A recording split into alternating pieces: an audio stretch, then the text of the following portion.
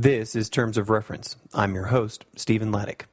Sandra Sudhoff is the Technical Director at CartONG, an organization specializing in mapping and information management solutions for humanitarian and development actors. Sandra's work focuses on creating and implementing mobile mapping solutions for organizations such as UNHCR, GTZ, and ICRC. Her work has taken her to Kenya, Bangladesh, Haiti, Vietnam, the DRC, Malaysia, and Uganda. I spoke with Sandra in Freiburg, Germany. Hi, Sandra. Thank you so much for being on the Terms of Reference podcast today. Well, hi, Stephen. Thank you for having me. Tell us about what it is you do for CartONG. I am currently the technical director of CartONG. And that means I'm basically looking into the projects that we do, information mapping projects. And so I'm basically overseeing the projects, doing project management, but also work technically on some of the projects. So technical mapping, I mean, can you give me a sense of what CartONG, what's the core service that you provide, and what's the mission you're trying to fulfill for the humanitarian aid or development community? When we started out 7 years ago, mapping wasn't as common as it is now. I mean, these days most people have heard about maps, using them in their daily lives to get directions or, to map like anything. But back then it was really difficult to make people understand that maps are really important, for logistical planning, also for seeing how they deliver for their programs, thematic maps where you can put numbers on the map, seeing in which areas have we delivered what, and where might be areas where there is still, some more need, and then kind of incorporate all that.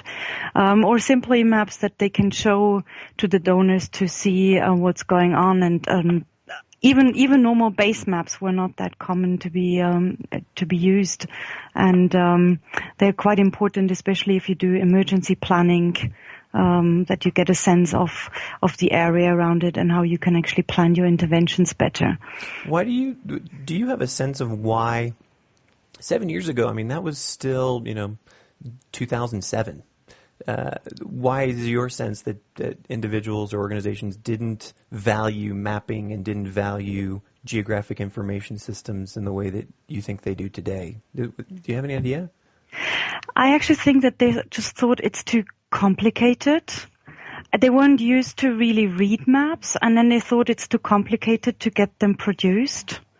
And since it has been a lot made easier, and there are user-friendly tools around there, and people, get their hands on mapping themselves, at least in, little things, they kind of feel now how important it is, and that it is actually a lot easier, and, that it's kind of very useful to do even for, all kinds of things that are linked to your programming. Is CartONG providing what I would call a soup to nuts service? So do you do, going out and finding waypoints and actually, building the maps, or are you more of an analytical organization? We do all stages of it. This can start from actually helping them to set up data chain collection on how they can collect GPS coordinates, often with handheld devices, these days also a lot with mobile phone devices. Or we actually try to do data mining on the web on what's already out there and what can be used, and have a look at how accurate this could be and whether that would be enough for the current project. Or just do analysis on the geographical data that the organization already has collected. Having said that, the last part, the analysis, that part is still often not there for many organizations. They have not gotten that far, or don't necessarily do the step of analyzing their data geographically. So they are using it for putting it on a map to kind of visualize it, but not the analysis part is often falling a little short. That's really interesting. And again, do you think is that a function of complexity or perceived complexity, or is it because donors aren't willing to give money to do that, or? I think it's a function of perceived complexity. I mean, the step from actually doing a general base map to doing an analytical map is not that more complex for a person that can map to begin with. But getting your head around on what you'd want and how you'd like to have your indicators presented on a map and how you want to do cross-cutting analysis, that is still a bit of a challenge. But you can also see that in areas or in emergencies where you have multiple clusters and multiple organizations doing different thematics. It's very hard to get them to throw all the data together and kind of, make sense of it and get like an overall picture out of it. You mostly have one piece on water and sanitation, and you have one piece on maybe food security, but then putting it all together, that's a completely different story. What I want to dive into how you personally found yourself here as the technical director at CartONG. But before we do that, tell me what, in the last, say, couple of years that you've been working with the organization, what's the most powerful story of how a map has either changed your ability to deliver services or an organization's ability to deliver services? Maybe the first one that we ever had is probably when we started out with, we had like a very long project in Uganda, and at that point it was the IDPs, that's the internally displaced persons in the northern part of Uganda, where they still couldn't really move because it wasn't very safe, and And the government had done a corridor of where they could move freely. And they were not really willing to kind of negotiate that corridor to become wider, but it was clear that people actually needed to move. They needed to be able to go to the fields and move around. And then actually we drawn that corridor on a map and then went back to the government officials and discussed, okay, so this is how it is now. How about this area? Would it be possible to secure this area to the extent that, one could also have, freedom to move there as well? And that's how it like step by step, the corridor of freedom was actually made bigger, and police stations and everything were put in place to have a security and have the people being able to move out of the camps and move in the surrounding areas a bit more. And that also triggered the return movement of the people going back to their homesteads. That is hugely powerful. I mean, a super tangible example of a map has changed lives. Wow, that's great. Yeah, and probably the most recent one that we had, we've worked with MSF on the Ebola, that's Médecins Sans Frontières, on the Ebola crisis in Guinea, and that's the first time that they have actually started to work with maps in emergencies.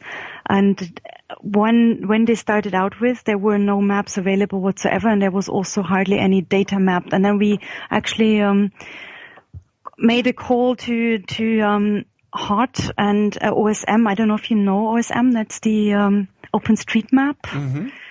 Mm-hmm. They've been basically mapping all around the world, and it's a huge load of volunteers creating the maps online, so everybody has access to the data. And they have asked the volunteers, can you help out mapping those areas, because we would really need it for an intervention so that they can plan where they can go out and where they need to do more awareness raising and everything, so that they can also see where the cases are occurring and all those kind of things. And then within a very, very short period of time, all these volunteers put, even down to the house level, that was not really required, but they were that diligent that they, mapped every tiny little road and, every corner, everything. And that really helped for MSF to plan their interventions. That's again a powerful immediate example. You sort of foreshadowed my next question. I'm lucky enough to have been familiar with GIS systems for the last 15 years. It used to be really expensive stuff. And really, you had to sort of go get a degree in order to understand how to make it work. But you just mentioned OpenStreetMap. Do you rely mostly on open source, crowdsourced information, or do you have base sets and base maps for the world that have been provided to you? Where did how do you get this stuff that used to cost, cartography used to be a very expensive profession to be a part of? Yeah, that's true, and it still can be. It really depends on the project and what we are trying to achieve and what the partner organization we work with actually would like us to do, what we use.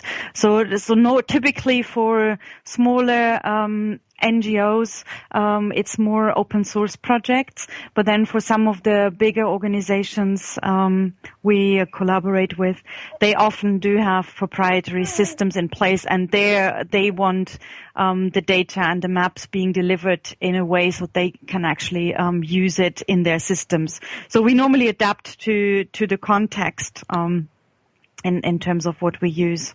Mm-hmm. And one more sort of CartONG question. You said that you're a project manager, technical director. You sound like you have several hats. How many projects are you working on right now? And does that mean that you're working 20 hours a day, or? No, currently I'm actually on parental leave. That means Congratulations. Thank you. Having said that, I still follow the general project management and do like the general NGO stuff, but I'm not currently working technically and as a technical project manager. Normally I work at least on 4 to 5 projects simultaneously, because we have lots of projects where you only, you do a little bit of a bit here and there, and then you need to wait for feedback, and then you kind of continue with the project. So it's very rare that we have like a big project that would cover like 100% of your time, whatever, 1 or 2 months in a row or something like that. Mm-hmm. So I think all of us normally have several projects on the go where we work on. My main projects just before I went on parental leave and when I come back as well, in terms of technically, are actually mobile data collection these days. So I personally, I'm not mapping anymore. We have other mapping technicians as well. So I'm doing mobile data collection or general information management. It has become more and more interesting for other organizations to have like a full data chain. So mapping is like one aspect of it, but they also would like to, have some assistance on how can they do their surveys better, how can they collect data more efficiently, how can they visualize it, and then that's where the mapping part can come in. And then how can they analyze it and sometimes even how can they get it out, disseminate it, sure. Put it in a report. And so we basically cater for all the different aspects that are linked to information management. Let's turn now to a second about how you became the technical director of CartONG. Did you start out your career knowing that, first you were going to be in geographic information systems, and second that, you definitely wanted to be in the humanitarian business? Or take us through how you got to where you are. Yeah, no, not at all. That was not how I started out with. I'm actually a landscape planner, landscape architect by first degree. And I did write my thesis, my diploma thesis back then for the GIZ in Mozambique. My idea was that I wanted to have like a thesis that's very practical, so I didn't want to have like a theoretical piece, and I did want to have some field work included with it. So I did go to Mozambique and I mapped out a community, and we did discuss on future land use, which is basically landscape planning, if you so want. And while I was there was in 2000, they had the big floods with lots of victims, and there I got introduced to the idea that you can actually use remote sensing and mapping also for emergency work or more humanitarian type of work. And that kind of I thought was very interesting and a very kind of worthwhile thing to do. So I decided after I finished my thesis to go back to Europe and take a master's in getting more technical in that area. And I did a master's in GIS and remote sensing, which is satellite image interpretation. And then again, I wrote my a master thesis for the UNHCR, the United Nations High Commissioner for Refugees. At that time, because the period we were allowed to work on the thesis was too short to also do field work, so I didn't get to go to the field, but it was on a project on some refugee camps in Thailand back then. And so that's how I got then in touch with the humanitarian side of things, and directly afterwards I joined the UNHCR on an internship in their mapping unit, and that's how it went. And so did you find that I was wondering if you were going there, did you find that you had a connection at UNHCR and then that led to your thesis and that sort of helped you into the internship? Was that did I describe that maybe how it worked? I mean, after I finished the thesis, that certainly did lead to the internship. They liked the work, and then they asked whether I'd be interested, and then and I was. So that actually ended up there. But that I did write the thesis for UNHCR. That was actually a complete coincidence. I'm at uni. I met a professor who was actually in touch with them and had done work for them before, and suggested to get in contact with them for writing the thesis, and so that was coincidence. But and so you were working for UNHCR, and then how long until that you found CartONG? CartONG I joined in basically straight from the start, 2007. I wasn't a technical director straight from the start, but I was already a project manager straight from the start. No, in between I had worked for a couple of projects for the GIZ, and I also had one moment in time where I was rather, well, a bit depressed, I think. Oh no, what does that mean? Well, because I think everybody in the humanitarian sector or in the development sector gets to that point at the stage where you feel like nothing is moving fast enough, where you feel like, okay, there's so many things that need to be changed, and where you'd like to help, and you work yourself out flat, and you just have the feeling that, it's not moving fast enough. Mm-hmm. Sure. So in between I did move to Canada for a year and worked for the private sector. And then I realized what brought you back. And so now you have to answer that second question, which is, yes, I think we all, and myself included. I'm more than a decade in this business myself. We all go through stages where what we're doing doesn't have effect, or how come we keep seeing the same problems, or etc. How come you came back? What was the pull? I did come back actually because the relationship failed. But oh no, that's even more classic. No, sorry, I'm sorry.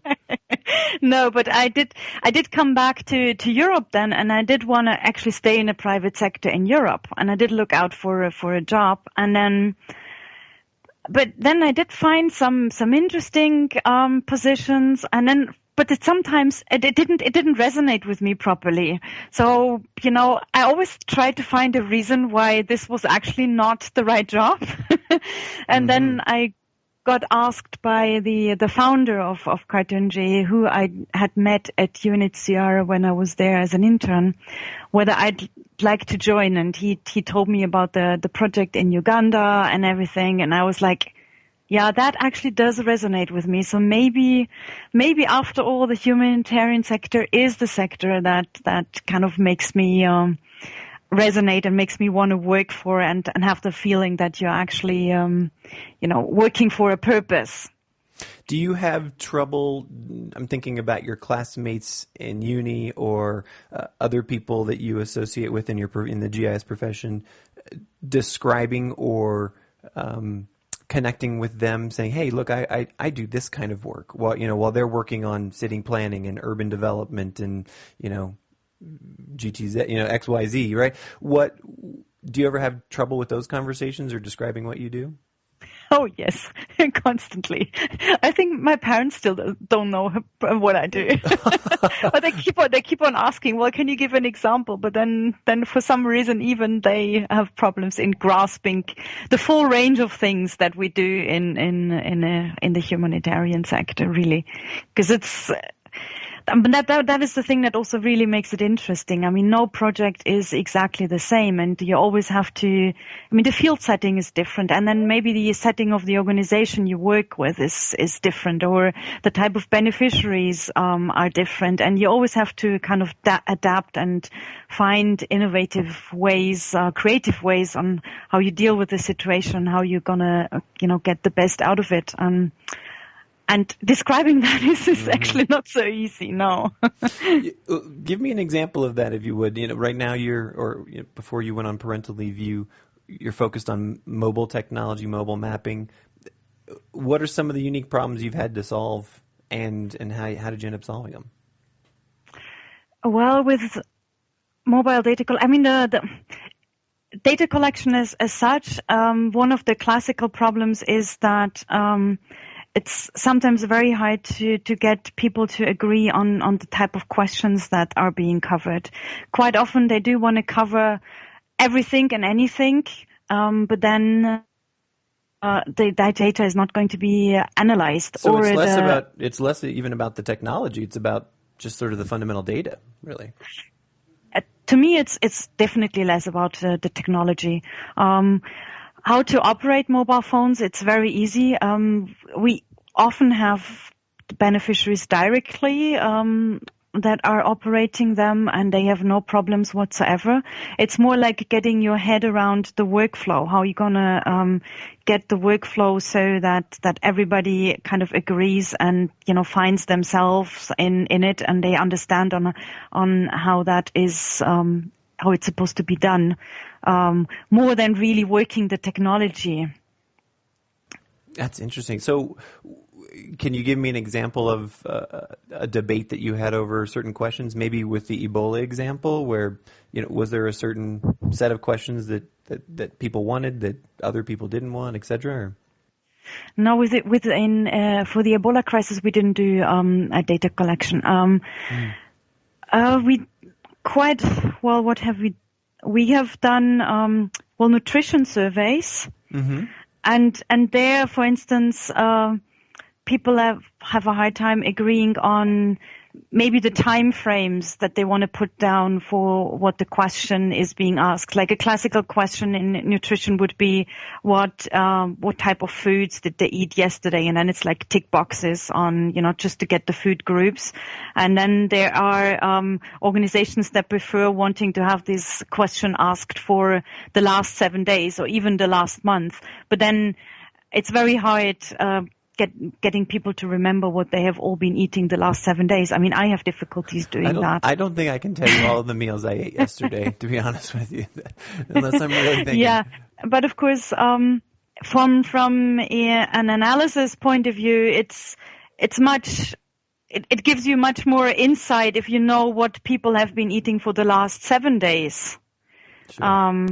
Because if you ask just for yesterday, then of course it could be that yesterday was like a specific day, or yesterday was the day on where they received a specific type of food ration or something like that. So it's question like that, but maybe it's always it seems like always, as with any research-driven project, the more data you have, usually the more nuance you have in your response, right? Or the better your analysis can be. Yeah.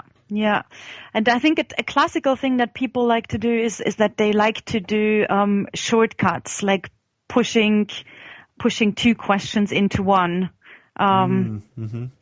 Like a good example would be if you breastfeed, did you feed the baby yesterday? But in the question should normally be, do you breastfeed? Yes, no. And then the next question would be, did you feed the baby yesterday or something like that? Sure. or that they try to put a question that normally should be asked to an individual into a group type of situation, or that you ask one individual of what a whole community is thinking. Of course, that is also kind of difficult or critical, because unless you have a spokesperson for that community, it's after all a personal opinion or personal how you personally perceive a situation, and not so much on what maybe every single member of the community or of the family is perceiving a situation. Or yeah. Tell me, I want to switch directions for just a second. Tell me about, for CartONG, it sounds like you're doing a good deal of work all over the world. Who funds it, and how do you receive your funding? Do you have a formal proposal development process where you're going and seeking funding, or are you an agency that partners with other organizations and sort of you're a subcontractor? What's your method there? It's mostly the second one. So we directly work with other organizations, and they normally either write a proposal together with us, or they already have the funding, and then they ask us, well, can you do this? And then we kind of agree on a scheme, on the deliverables basically, and the payment.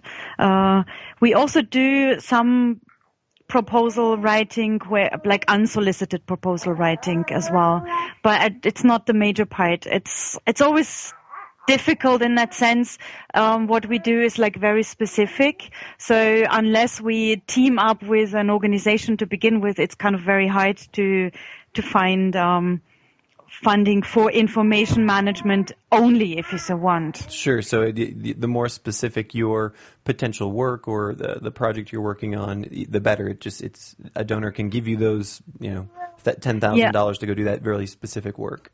Yeah, it's easier to kind of convince a donor that we need to do maps or a database for water and sanitation, to map out the water and sanitation infrastructure, for instance, than just general information management. But since we are not putting the water and infrastructure in place, we obviously then should team up with an organization who does, and who wants us to help them with their information management of their programming. We're not really implementing programming as such in the field just by ourselves, and I think that's probably why it is a little more difficult to get donor funding that is not linked to a specific program or a specific project by somebody else already. Mm-hmm.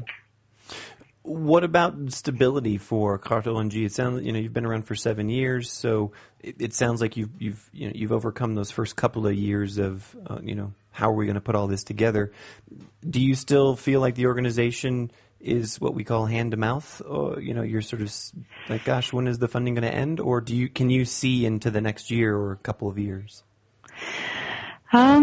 No, I think that is a challenge for most organizations that are not really that big. And in France, because we are a French organization, there's not so much direct governmental funding or anything like some governments do, that they have like a good share that you can actually get paid, and you keep it aside for your running costs, if you so want, or your management costs. So no, it's mostly project-based funding, and of course it's we have lots of projects at the moment, and it's going really well. But yes, it's very hard to see a couple of years in advance, because the situation can always change, and donors sometimes change their opinions on what they'd like to focus on, and then you need to find another way or another niche or another organization to partner up with. What about as the technical director, are you involved with administrative aspects of, making sure contracts get signed, or making sure donors pay you, or dealing with the consultants that you work with, or team members? Yes, I am. I've one admin administrative assistant to assist me, but yes. How do you navigate those waters in terms of making sure that's efficient for you? Do you do most of your work in house? Are you outsourcing most of your work? How does that work? We try to do a good deal of work in-house, so we have staffing like specialized on certain areas, and if we can't cover it, either because it's so specific that they can't cover it because they don't have the expertise, or because we are too busy already, then we get some consultants on board. But we normally have like a couple of consultants that are working for us from time to time. So unless it's something very new, we normally have some continuation there as well, in terms of who we work with, even when it is consultants. What are the biggest challenge of working with consultants for you? Is it getting them to align well with the way that your organization works, or making sure that they deliver exactly what you need, or what's your biggest challenge there?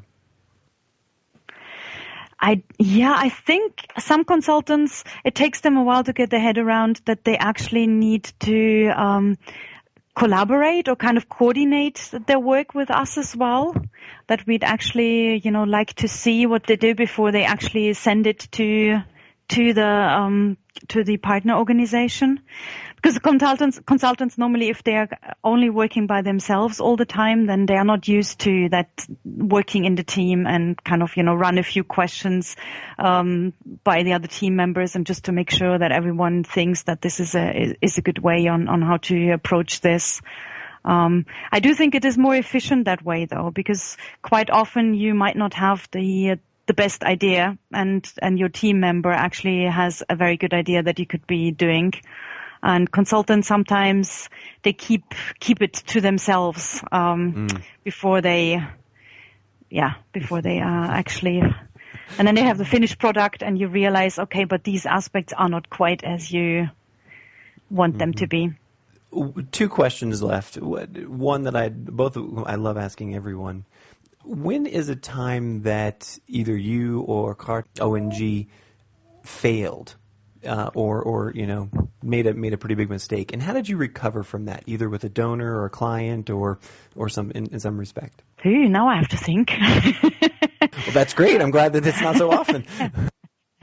Well, I mean, of course, little mishaps do happen every now and then. Maybe actually with one UNHCR project, I think. We normally have projects with them every year, but it's sometimes with different units as well. And we were once working with a unit where they actually wanted to do us lots of data analysis. So we actually didn't go and collect the data. The data was already there. It was a huge amount of data, and they did want to have like an elaborate report on it. So we had a very tough project manager, but we managed to do everything to her satisfaction. She did, make us a lot going through revisions. But in the end, we were like very, very proud of our product and thought, okay, this is now really, really good. And then we went to the head of the unit, and it was already end of the year, so we had delivered everything. And then it turned out that he doesn't like the work at all, that this was not how he had thought we'd do it. And he wanted to have a completely different product. Yikes. And we were like, okay. And that was, when Did you there was nothing, did you ultimately end up having to redo the project, or was there just nothing you could do? No, there was nothing we could do anymore. It was done. It was over, and we just had assumed that there was internal communication between all the members of that unit, and we just never just never contacted him in between to find out whether he's happy with the progress and what we did. I understand. The last question that I love to hear, I love to ask everyone, is you have a fairly classic story of how you ended up where you are, right? You didn't intend on being a development or aid professional, but here you are. Yeah. That's everyone seems to get there that way.